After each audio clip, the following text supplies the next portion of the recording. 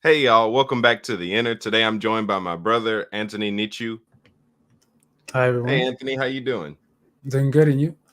I'm doing great. If you could introduce yourself, tell the audience a little bit about yourself. Hi everyone. My name is Anthony Gojumnichu. Uh, what introducing myself?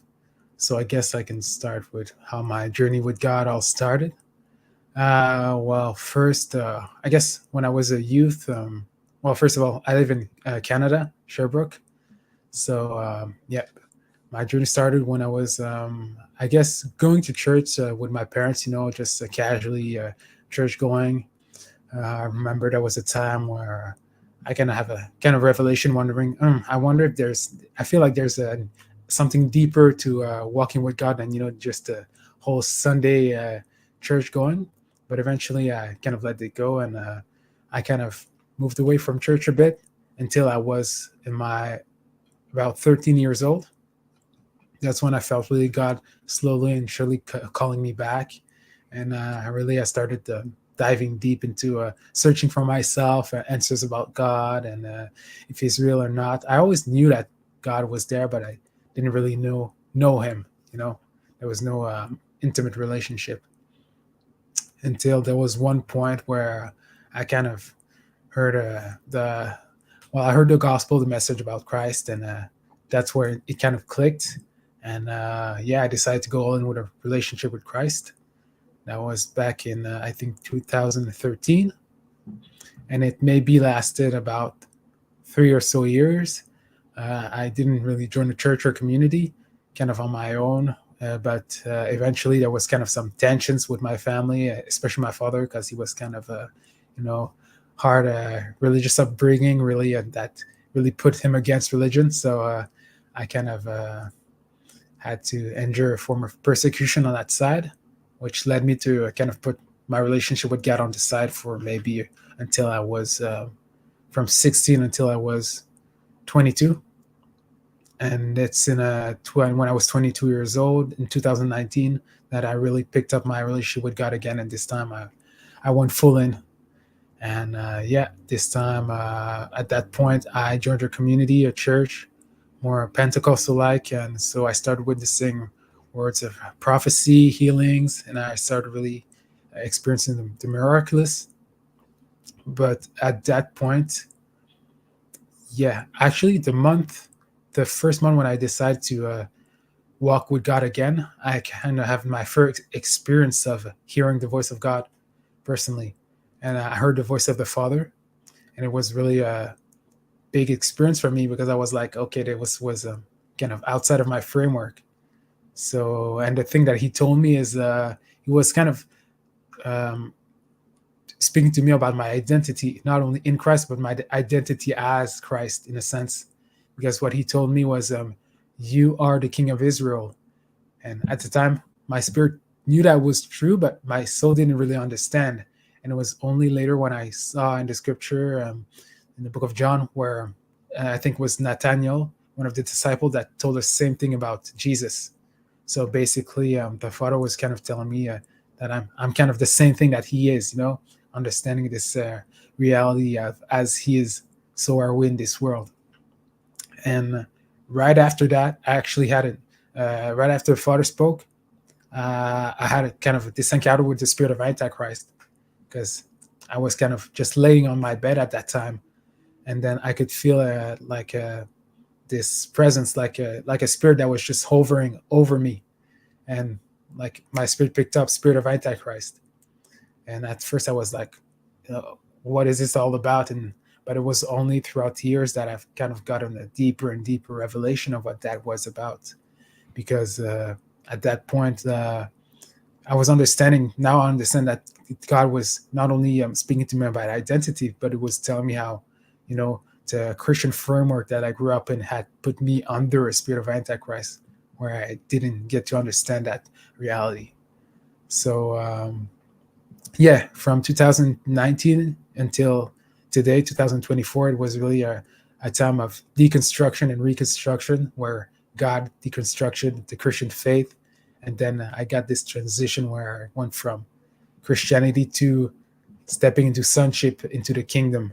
And then the more I seeked out the kingdom, the more I could tell this difference between Christianity and the kingdom. And it was, I guess, just this past June that I kind of completely left the system, left the church, left Christianity, and decided to go full into my journey into sonship. And that's the moment God gave me a clear instruction to leave church, and so I did. And now I guess I'm presently on this path of, starting my own ministry, building the revelation that I've got throughout these 5 years. I feel like there's a building the new while I see kind of the old kind of crumbling away. Whether it's on the subject of consciousness, frequencies, quantum realities, manifestation, that is all things that the Lord has slowly but surely guided me through and given me download after download. So pretty much that's where I am right now. That's amazing. If you could talk a bit about your ministry, I believe it's Above, Not Below. Mm-hmm. From Above, Not Below. So that's the ministry that I started. I guess this June, not too long ago, and I also have started YouTube channel. Basically, I teach about some foundational kingdom principles like consciousness, frequency, and I also talk about what else. There's aspects where eventually I get into more deconstruction, in the sense of some Christian doctrines that I've had to deconstruct throughout the years, like the concept of hell, to understanding what the Bible is, scripture, and the difference between that and the Word of God. And there's also, I guess, an aspect eventually where I want to speak on the topic of, sonship. Well, I'm speaking on sonship, on really this concept of divinization of humanity, basically the whole point of Yeshua's message, this idea that we are divine, ye are gods, that we're supposed to step into that fullness of the stature of Christ. But there's also an aspect eventually of wealth, because I feel there's a calling of wealth on my life, and helping people step into their purpose and their wealth, and really start becoming also not only consumers but creators too, starting their own businesses, maybe writing their own books, creating their own art. So eventually, so I'm kind of slowly but surely building this community where I want people who are interested in the kingdom, but also maybe business in that sense, to come together to kind of learn how do we function from the kingdom, and on that aspect, and how do we start really building from there. Okay, I like that.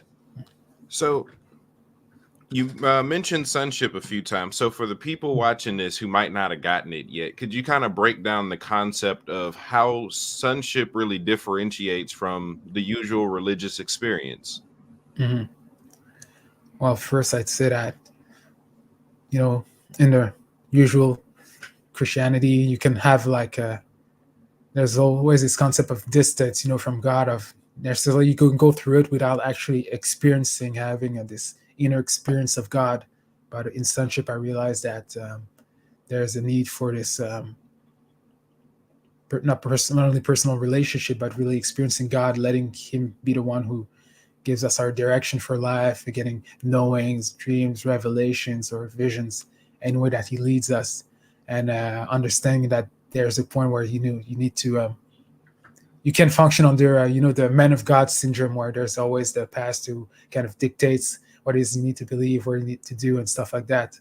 So it's really this place where basically the same relationship that Christ had with the Father is the same relationship that we are supposed to have with the Father. And basically we're supposed to become just complete copies of basically what Yeshua did, we're supposed to do in this world. So it's really learning how to tap into that deeper essence of relationship. It's learning, kind of this truly going deep into knowing who we are as a person, our strength, weaknesses, and allowing God to kind of use. I realized that you can, instead of it's not just going to church, spending your whole time. You can know God in the distance, in with a lot of head knowledge, but then Sonship is really more experiential, where it's really life teaching you, and you go through your encounters, and God tells you to do something that you feel you're not ready to do, but just you're forced to kind of lean into your fears, leaning into the parts of yourself that you maybe don't want to see, and it forces you kind of this going through the fire, basically. So yeah, and what else? I guess. Well, I just did a video recently about the topic of ascension. Engaging heavenly realms, which is something that I've been realizing more and more is important relationship that you need to build. Well, like with the cloud of witnesses, the seven spirits of God, and basically in Christianity, you can go throughout your life not knowing about these relationships, and it's like Christianity is more earthbound, but really. When it's the kingdom, you need to be aligned with what the kingdom is doing today, and it's learning how to flow with the spirit. Yeah. Yeah, I like that. It's like in the basis of religion, the structure is mostly built around you working and you serving. Mm. Everything else comes after that. Are you healthy? It doesn't matter. Can you still help set up chairs? It's like you're having encounters. So what? Can you lead Bible study? But no, let's just read from our pamphlet. None of this new stuff you're talking about hearing Yeah. God from. Meanwhile, in the kingdom, the end results of religions, especially Christianity, is actually our starting place. They do all these things to get to heaven. Well, shoot, you start there. Mm-hmm. Mm-hmm. The sonship journey doesn't really start until you access those heavenly places and tap into those relationships you were talking about. I recently put something on Facebook where I was saying that that's one of the priorities, is that you realize that there's certain areas of our destiny that we'll never access if we don't interact with the beings we're meant to be in partnership with. That whether it be the seven spirits, some angels, there's beings that don't classify as angels that hold keys to our destiny. So I just wanted to somewhat piggyback on what you were saying. I agree wholeheartedly. So around when did you really get exposed to the idea of heaven being something that can be interacted with now rather than later? I guess it was around 2021 when I started I came across some video about Mike Parsons, and that's when at first I was like kind of skeptic. That's kind of out of my bulk. What are they talking about? But eventually I just kept listening and listening, and eventually I kind of understood that there was a whole other realm that was accessible, and that was like really this idea. Like you said, it's foundational, and it's also kind of why my ministry is called "From Above, Not Below." Like we start from heaven down, not trying to go to heaven after we die, but in a sense, we've already died with Christ and we're seated in heavenly places. So yeah, that's when I started becoming aware of that. Yeah. Okay. So so about how long have you been like personally interacting with the heavens? With the heavens, I guess personally, it's been more around, I'd say, 2023 that I started really getting this habit of mostly engaging. Right now, it's mostly by faith. I get sometimes clear impression, images, kind of on the screen from my imagination and stuff. I haven't yet had a full blown experience, but even with that, I've noticed I've gotten more clear directions. And in 2023, I actually just finished writing a book, and it was kind of giving me I knew that was like a kingdom mandate that God was giving me on this moment. So that's also something that kind of eventually led to me having to leave my church. But yeah, so that's when I started really starting noticing that, the timeline of the kingdom is really kind of its own thing. It's different than what I was doing as a youth pastor when I was in Christianity. So yeah. Okay. So I want to hear a little bit about the seven spirits. Kind of break that down for us. Who are the seven spirits? What's their purpose? And also, how do you actually interact with them yourself? So yeah, basically, the seven spirits. They're the spirits. They are mentioned. I think it's in Isaiah: spirit of understanding, spirit of the Lord, spirit of counsel, spirit of the fear of the Lord, spirit of understanding, and did I miss one? Wisdom. Mhm. Yeah, I think that's all of them. So yeah, those seven spirits are kind of like, in a sense, mentors. They're supposed to teach us. They're like class teachers in a sense, supposed to grow us into our sonship and how to function into really the fullness into the anointing. Basically, well, Yeshua kind of was somebody that was exemplifies somebody that kind of had gone through all those seven classes himself, and you see him function into all those aspects, because the seven spirits, they have, yeah, their own gift, their own anointing that they can give us. And my personal way to interact with them is I just take some time, the same way I interact with the Holy Spirit of the Father or Yeshua. I just have my little notebook where I just spend time in silence, and then I go within, and then I just engage heaven by faith, and then whatever it is that I receive.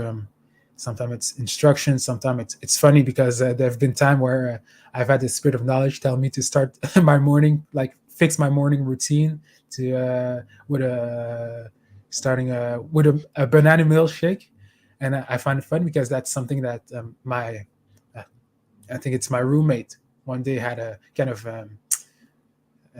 giving me, telling me, oh, you know what, you should try to doing this, starting your routine with the same thing, about that milkshake. And I find it funny because it's like God was using, already speaking through other people, but when I started encountering the seven spirits, I was kind of getting these clear instructions. Sometimes it's just some messages that they want me to give to other people. So yeah, and it's my way of knowing when I get a clear direction. They often give me the image of a controller, like a video game controller. That's when I know that, okay, I have something that I'm supposed to do. So kind of like homework.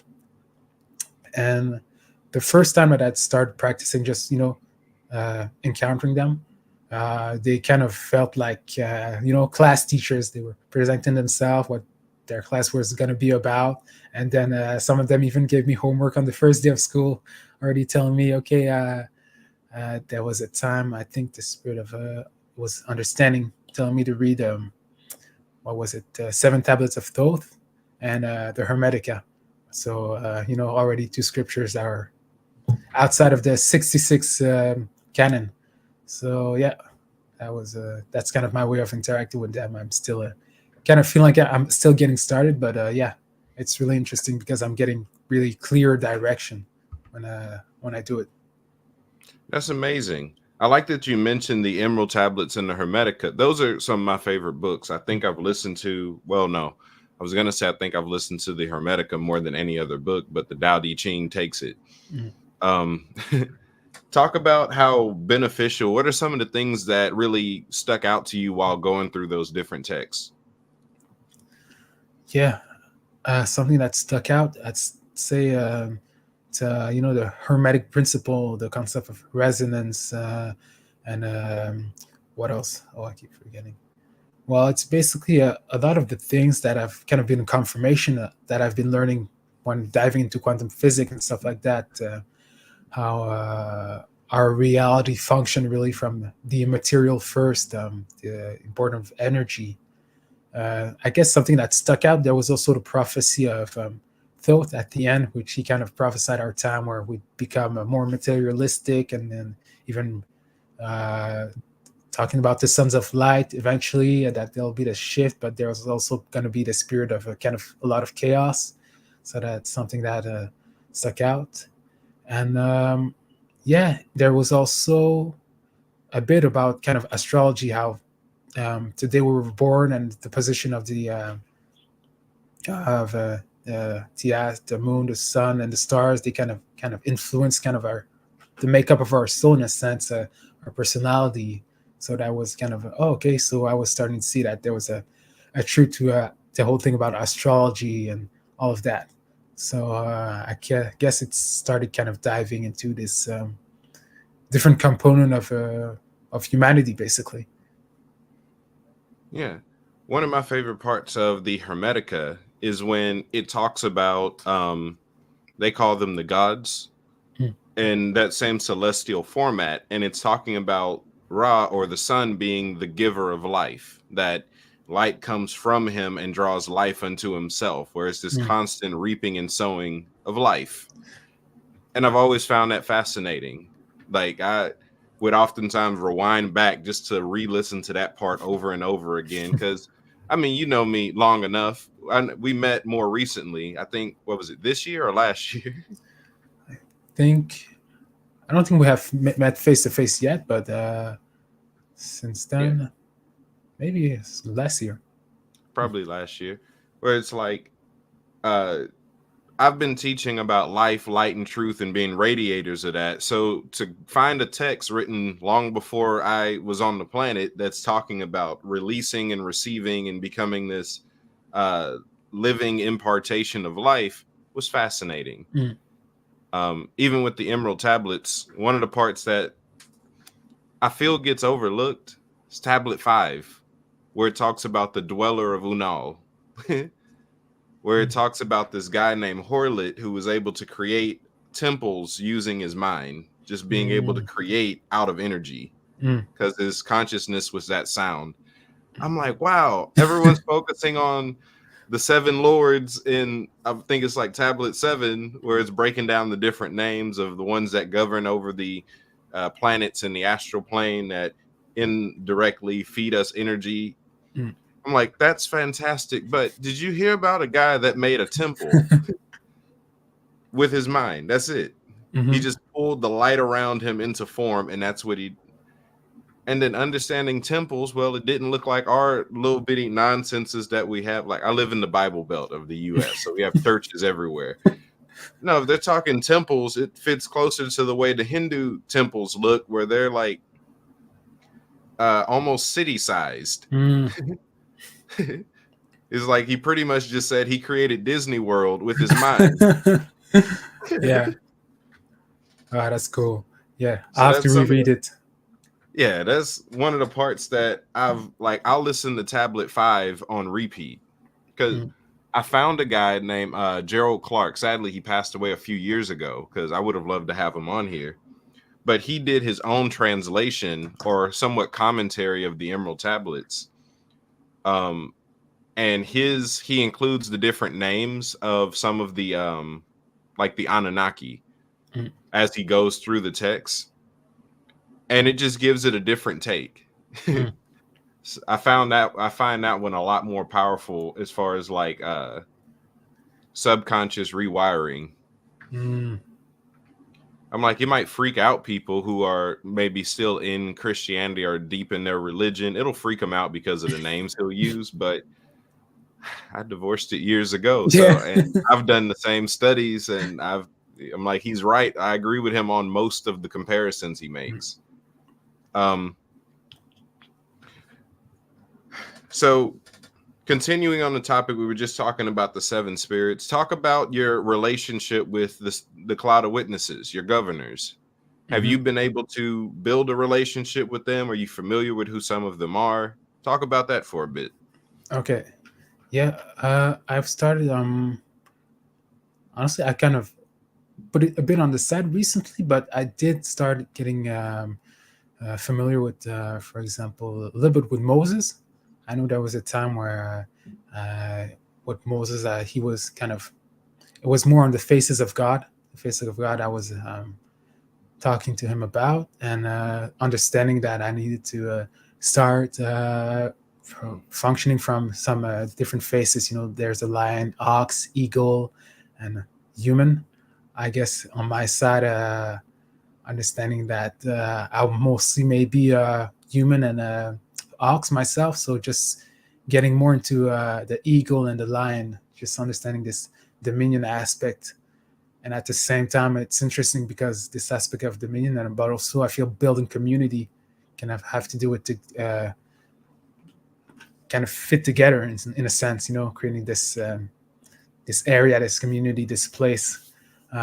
So that was something that as I was starting to start building on my own channel, my own Discord, my own Patreon, just understanding, okay, I have to push towards this more community based in a sense. So that was something that was interesting. I want to talk quality of cloud of witnesses. Who else? Right now, there's I think there's Saint German too, which was funny because even before, I think you did a post once on Patreon about talking about Saint German being part of the cloud of witnesses.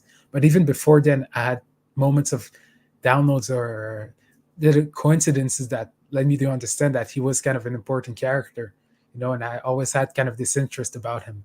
So that's somebody that I want to kind of dive in more into, especially on the topic. I feel like relationships is something that he wants to talk to me about. So that's something that I plan on doing in the future, diving more into that. So beside that, I guess that's the two biggest relationships right now. So yeah. Yeah. Saint Germain is someone I've been somewhat interested in, never enough to actually try to meet with him or anything. Just that he stood out in the past, just because of how different he is when studying all the other weirdos I study on a regular basis. Where this is the first person who's kind of like a documented time traveler that can't really be scrubbed from the history books. It's like, yeah, no, same guy. Yep, same guy. All these credible people that we already reference in pop culture knew him, and they were hundreds of years apart, and they described him the exact same way, doing the same thing. Yeah, this guy's pretty interesting. I want to say the last appearance of him was in the 1900s somewhere. Yeah, no, he's kind of a funny oddball in a sense. Yeah. But well, it kind of reminds me. I feel there was one time I heard the father tell me about he wanted to give me he said mastery over time and space. So this whole aspect of time and space, maybe even time travel, those are things that are kind of interesting to me. So yeah, I'll have to ask him about that. Yeah, because there's a lot of areas of the supernatural that the kingdom, or more so the empire, is trying to make a lot more common, that more so we're not ready for ourselves yet.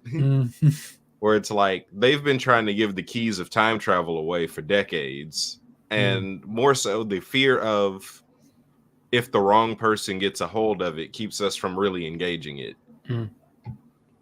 Same with teleportation. Like, I've been prophesying for maybe 4 years, just saying that once this 30-year forerunner period is over, I'm looking forward to us having new problems that we've got to get over the isms we've already been dealing with for the past however long. We need new issues. How about we have people so powerful supernaturally, we have to create laws. Okay, look, traveling into other people's houses unpermitted, that's trespassing. New problems. Not saying that problems need to disappear. I'm just getting tired of the same ones. It's like, really, we're walking through walls and still questioning if women should teach or not. I feel like that should expire. Yeah. But yeah, you and a few others in the community have been talking about engaging time.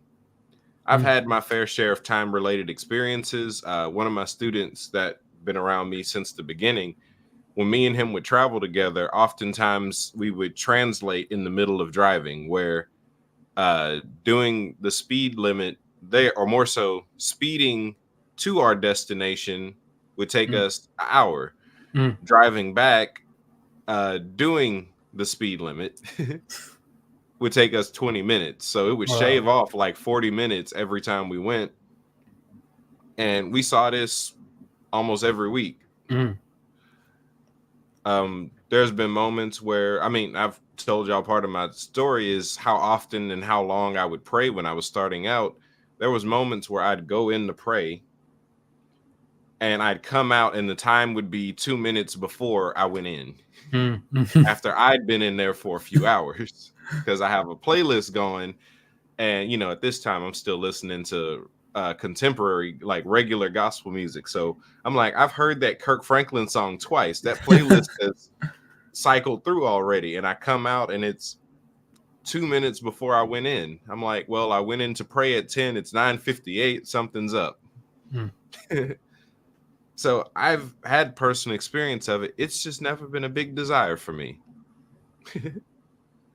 The thing about it is, I'd say I'm more fascinated in uncovering the mysteries we lost along the way than I am more so in really experiencing older civilizations. That's a personal bias of mine. But I've been encouraging other people. I'm like, if you feel called to it, go for it. I won't get in your way. I'll tell you everything I know about it so you can go be great at it. So let's see. I'm assuming you've done your fair share of kind of studying around. Who've been some of the most influential mystics that you've ever researched? Like, I have a wall behind me of some of my favorites. So, been most more influential. I'd say, honestly, they've probably been probably the recent ones. There's Mark Parson. There's Thérèse d'Avila, which I bought one of her books. There's what's a book called about the one, their Inner Castle, which I actually didn't finish. This one was interesting. I didn't actually finish it, but yeah, that was somebody I've really started really liking. Just that was in one of her books. I don't remember, not the Inner Castle. She was talking about kind of this inner prayer, in a sense, where she there was a time where she kind of stopped. Her way of praying kind of changed. I think it started from really from the outside with her mouth and stuff, and it eventually kind of became something more interior. And that was really interesting because that was something that happened to me around maybe I think in 2020, where I would pray. I would just, usually it was basically not me listening, but just me talking to God. Eventually it was like, after a time, there was something that kind of made me stop talking, and I would just stay there and just stay in the presence. And I would be, oh wait, I need to pray. I need to keep talking. So I would start talking again, and then I would just naturally just stop. And then it happened like 4 or 5 times, and eventually I just stopped forcing it. And I just started really, without realizing, practicing the present and just starting encountering God, feeling God, and just getting this inner peace instead. And this has eventually led me to, started practicing the presence and just getting this more ease into listening, hearing, and letting just God speak in that sense. So yeah, Thérèse d'Avila was an interesting mystic. There's also Saint Francis of Assisi. I like reading his stories about, I think that was the one time with the wolf that was kind of attacking the village in some sense, and he kind of went to the forest and he brought back the wolf, and he had kind of domesticated him. Yeah. just becoming aware of the out of boundary stuff that's been already done in the past. It's like, okay, it kind of gives you faith for today. And yeah, it opens your imagination to what's possible. Yeah, like Teresa of Avila, I think that was her autobiography where she talks about those stages of prayer and how it changed throughout those different levels. And that's really, like you were saying, that does happen where, because of how we're taught to pray, especially when you're just starting out and breaking into the spiritual realities, it's like you go in thinking, I'm going to talk so much. And you get maybe 5 minutes in and you're like, there's no grace for me talking right now. And it almost feels like you get muted. Yeah. And you're just sitting there, and then you zone out and you're just in the void, and you're like, when am I? When am I? Where? And then you're like, I feel powerful, but I feel rested. I don't even know how I got here. You're like, I hope this doesn't end. And then you start thinking too much and whoop, oh, I feel regular again.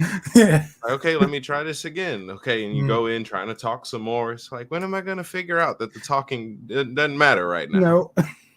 Like, even though he's kind of disappointing, the author of Mystical Prayers, he would often talk about how there comes a point in prayer where it's no longer you trying to reach God, it's God has now gotten a hold of you. Mm.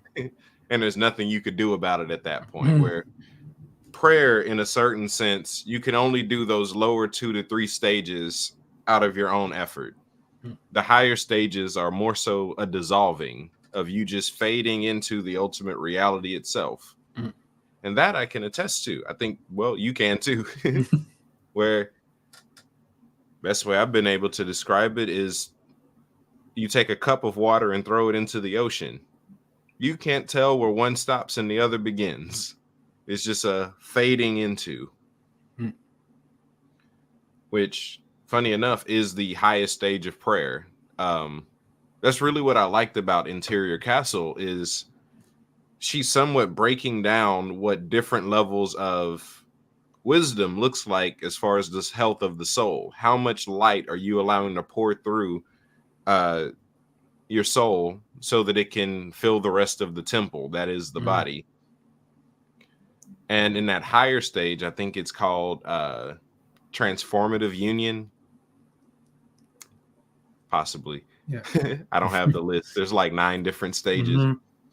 But it's like comparing a clear plane of glass to the sun outside, where it's easy to mistake the soul for the spirit at that point, just because the same heat as if we were relating to a window, it's like the heat from the sun is coming through, the light from the sun is coming through unobjected, the window is warm, everything's bright. It's hard to tell, if you don't know what you're looking at, if this is the soul or if this is the spirit, just because it's gotten out of the way. Teresa is fantastic. Yeah. So let's see. If we're talking about just your regular everyday practices, what are some of the things that you do that help you engage the supernatural? Guess first is just finding, like, say, a place where I can just be still. And often I know that when I started practicing seeing the spirit, I was really finding a place where turning the lights off in my room, finding a place that was dark, and just starting fixing the wall in front of me and just looking at the space in between and just waiting. And then I started waiting, sometimes 30 20 minutes, 30, 40, an hour or more. And then I start seeing like flashes of images, or just really kind of starting seeing pictures form. And then I just write them down. And eventually I just kind of got more used. And there was a point where I got such a clear image that I was like, okay, the Lord is telling me something. But it was like maybe 1 or 2 weeks later that I kind of came across a book with the exact same picture on it. And I was like, oh, I think the Lord is telling me, he wants me to read that book. But it was really, when I engage God, finding a place where there's no distraction, where I can be still. That's, I guess that's my main thing. And, going inside and just starting to tune the outside off. That's when God speaking becomes the clearest. And I guess another thing is, often there was a time in the past where it was also through playing music. Sometimes I haven't picked up my guitar in a while, but when I would just play, and that was something that would help me just step into God's presence, just playing music and playing a song that I would like, just repeating. Sometimes there was a part of a song and I just I just get stuck at a certain sentence and I just repeat it again and again. And it would just put me into that peace, that state where I'd be like, just the presence of God would just overflow me. So that's, That's the former Pentecostal in you. Yeah. Play one part of the song over and over again, and then raise the offering right after. Y'all, we got to sew into this one. 50 is the number of Pentecost. Come on. 50 people with $50. No. So let's see. So we've talked about sonship. We've talked about heaven. Kind of disclose a little bit your understanding of the kingdom or the empire of God. Mhm, Kind of defining it as its own, apart from a religious context, apart from Christianity. mhm. So I guess the first thing that comes to mind is this idea of, well, the word apostle kind of helps this idea of that the kingdom of God is its own government, or its own way of operating. And when we think about the apostle as the one who, the sent one, it's kind of, I think there was this term to describe it, kind of it was in reference to a boat. I think it was the first boat, or the front of the boat, that was kind of maybe not leading the way, but this idea he's the sent one, the one who comes with the he comes to change the culture of another kingdom. It's this colonization project, in a sense. It's the aspect that we're kind of colonizing Earth to look like heaven, like the way we do things, the way we think, our mindset, the way we talk. And so this is really, I see the kingdom kind of our headquarters, the place where we get our instructions, or where we get taught, and then we come here down to Earth, and then we're supposed to start influencing a culture, in a sense, where we, by example and by teaching, how to function from that culture. And yeah, the idea of God's government. And what else? I guess that's a start. Yeah, that's a good answer Yeah, so yeah. far. So, leaning in that same idea of it being a government, let's just say you were given the authority, right? You could remove 3 things from the world and they would vanish instantaneously. What 3 things would you remove? First would be death. What else? I'd say second thing, child trafficking. And what else? What else? There's a part of me that wants to say corruption in the government, or just government altogether. So yeah. That's a So good 3 yeah. because they're the same system. Death, the government, and child trafficking. Well, I mean, in the U.S. it is. I don't know too much about Canada. So, are you actually originally from Canada, or did you move to Canada? Actually, I was born in France until I was 2 years old, and then when I Okay. was 1 year and a half, then I moved here into Canada. Yeah. So I'm in Quebec, actually. So it's the French part of Canada. Yeah, because I'm like, you have like 6 different accents that you use at the same time.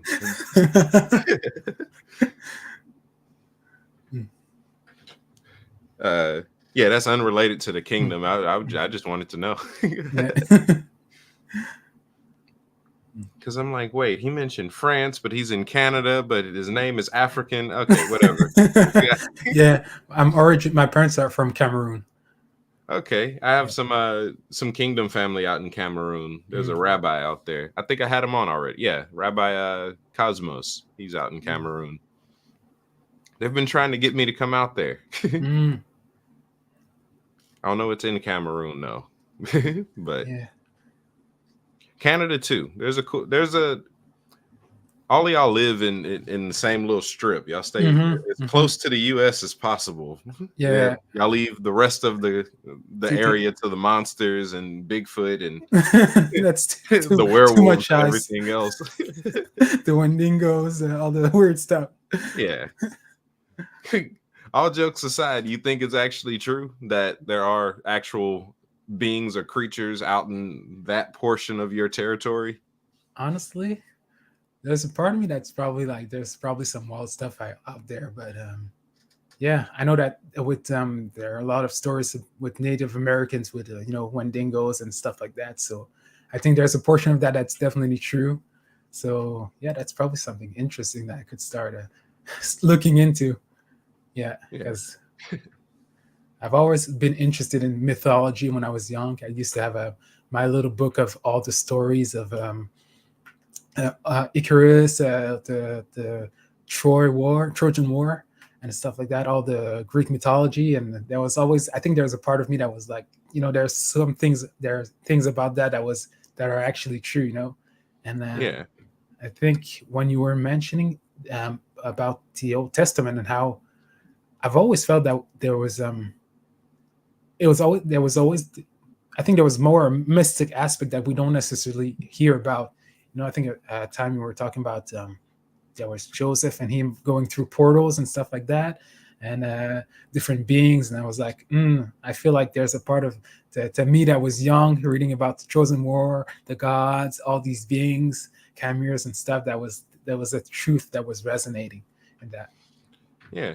Like I could testify to the same thing.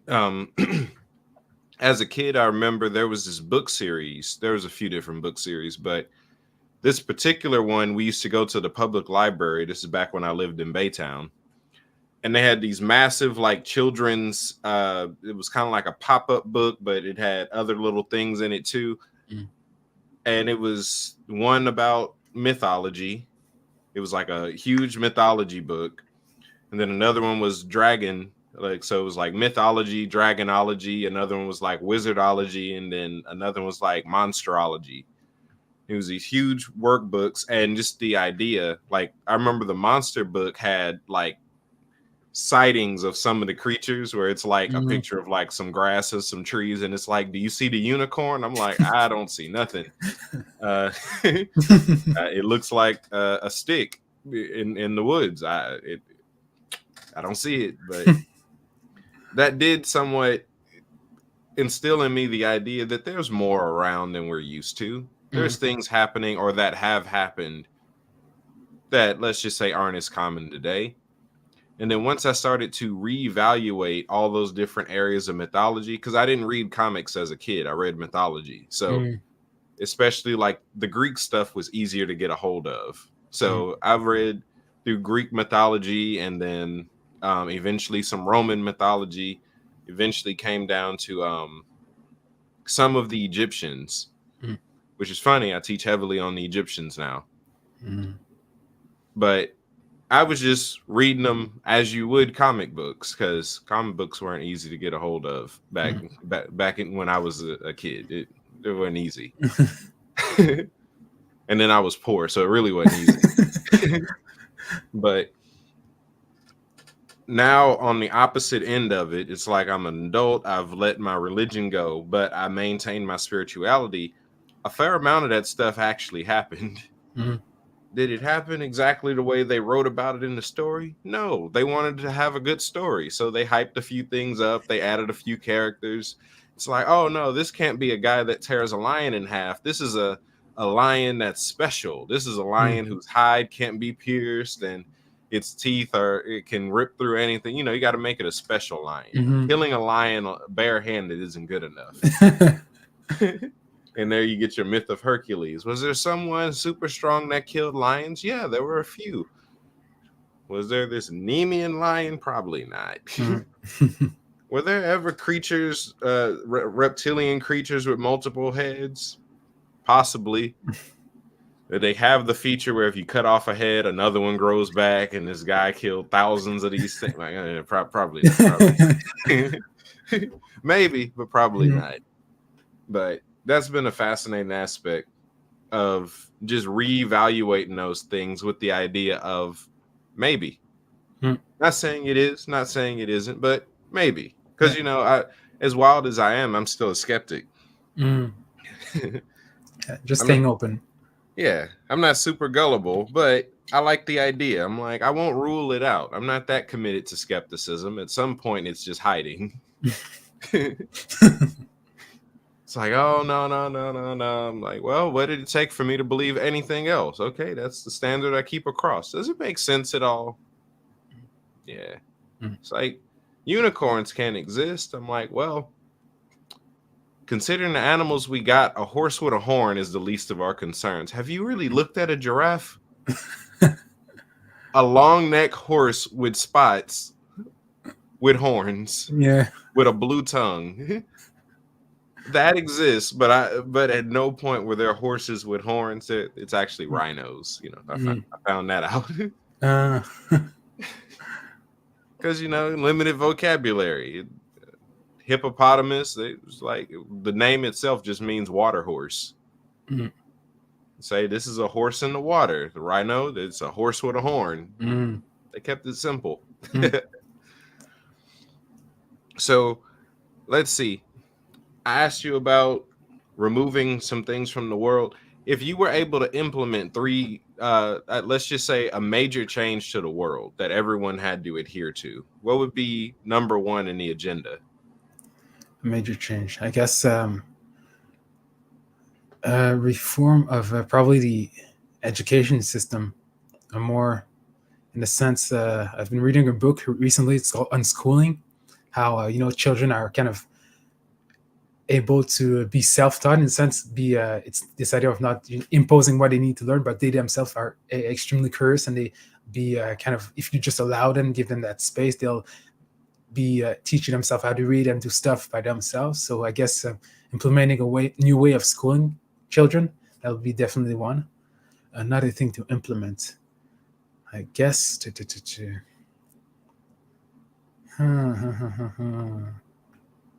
haven't thought about that. Probably something.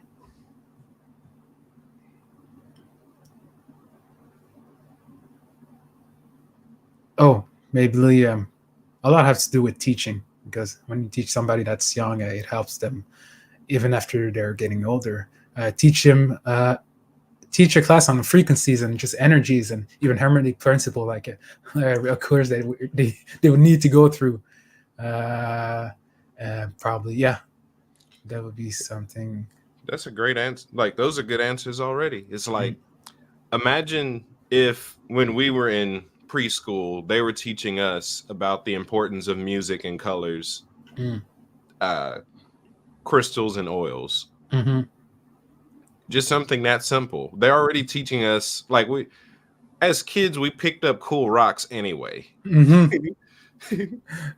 So teaching us that they're actually important would only increase the rock collection. Mm. Kids already do that. Yeah. So I'm like, we'd be better off, like, instead of learning, let's just say, like the Bible stories as we were taught, it was beneficial. But let's just say instead of that, we were taught the 7 Hermetic principles. Mm. So now we're a bit more conscious of the energy, staying in balance, all those different other attributes as a foundation, because pretty much everything you learn before you're 8 is what you keep most of throughout your life. Like that's your foundational period. So I agree with you. If we were able to change what children were being taught during those time periods, funny enough, if we were to flip education and teach the more complex stuff first and then dumb it down afterward, it would probably be more successful. Oh, you think so? As in, start to teach what today people would consider complex things. I don't care about complex math. We don't use that. I mean, like the advanced sciences, because it's like, as a kid, I remember I wanted to know about the planets. I wanted to know about matter. I wanted to understand animals. That's what I wanted to know. Nah, what are they teaching me? Pythagorean theorem. I couldn't care less. Yeah. They're teaching me about how to find the slope. And I'm more interested in, so how did y'all really get the rocket? They like, it did it with math. I'm like, no, but like the materials, what elements, how do those work? Teach us chemistry. Yeah, man, kids go wild. They'll just dive deep into into that hole there. Yeah, no. Yeah. And then you could spend the rest of their, like, teach them that when they're kids, at least as much as they can handle, like between the ages of like 4 and 8. Give them all that information and then start teaching them some of the things that aren't as important but should still be known, like multiplication. I think a middle schooler can learn multiplication for the first time. Yeah. Times tables then instead. I've thought about reworking the education system because there's some things that shouldn't be. Some things shouldn't be main courses. Some of that should be electives if they exist at all. Hmm. You mean we have to Actually, take calculus for what? what's the like you said, Pythagorean? No, what is it?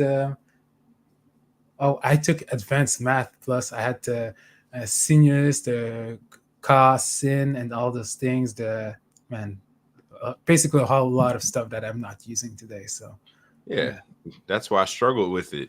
I asked the teacher, when am I going to use this? And she said, in college. And I'm like, I'm not going to college. So when am I going to use this in the real world? Hmm. You're going to need it for your degree. What degree? I don't want one. After a At degree, that moment, I knew I didn't need it. And mentally, I struggled with that. Why am I mm, learning something I know I don't need? yeah, they should teach us about finances instead. Yeah. Budgeting that would have helped. Taught us right into debt. Yeah.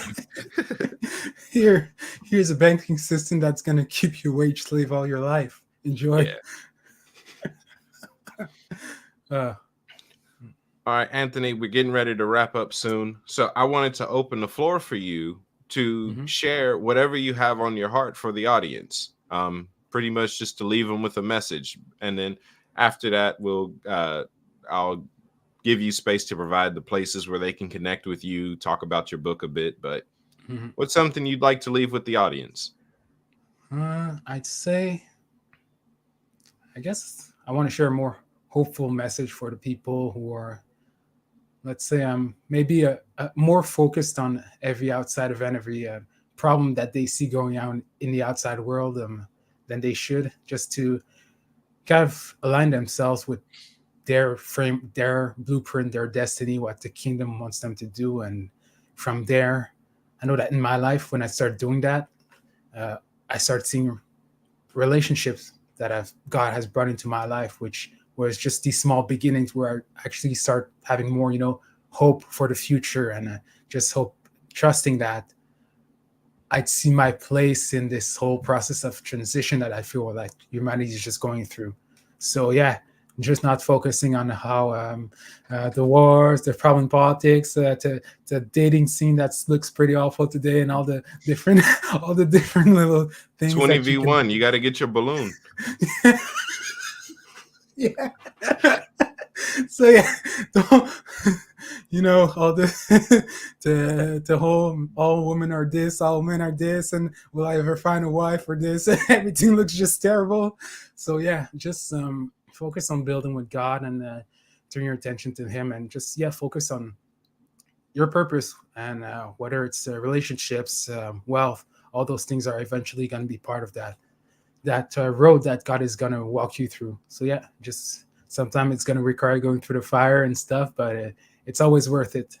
And yeah, also anybody that feels they are in a period of transition where they're kind of, they know God wants them to step into something new, but the future looks kind of hazy. It's unclear still, and you can easily fall back into the old comfortable. I'd say go through the discomfort, go through the fear, because it's always going to be worth it in the end on the other side.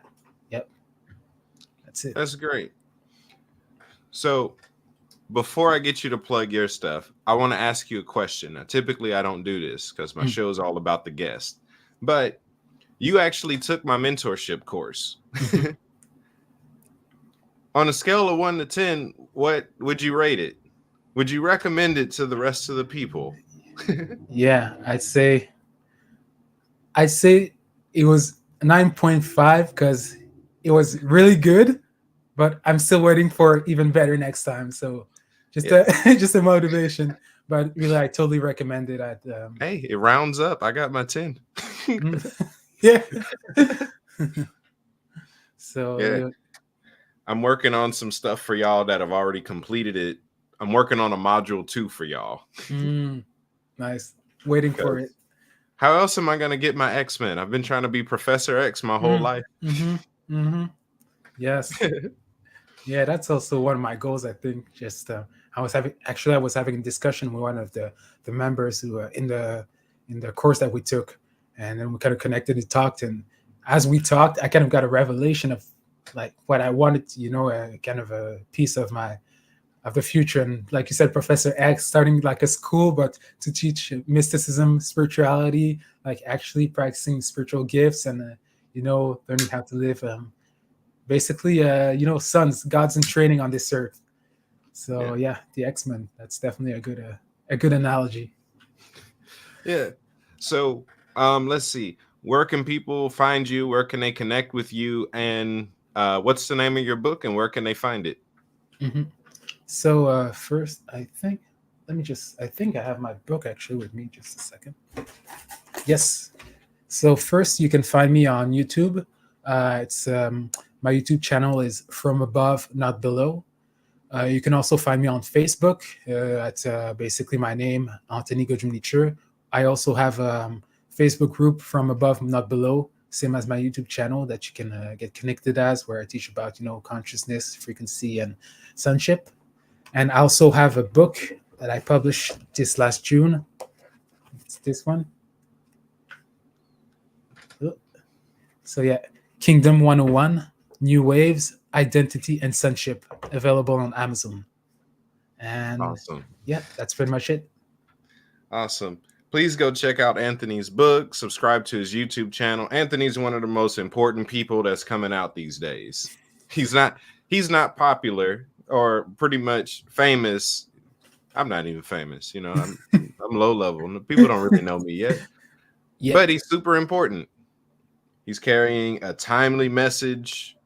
He's on track. He's learning how to stay in sync with what the kingdom's doing right now. So if you're a person that's actually trying to stay in sync, I'd highly recommend Anthony.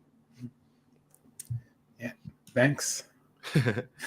So with that being said, Anthony, thank you for joining me today. It's been great having you on The Inner. Until next time, y'all be blessed. Ciao.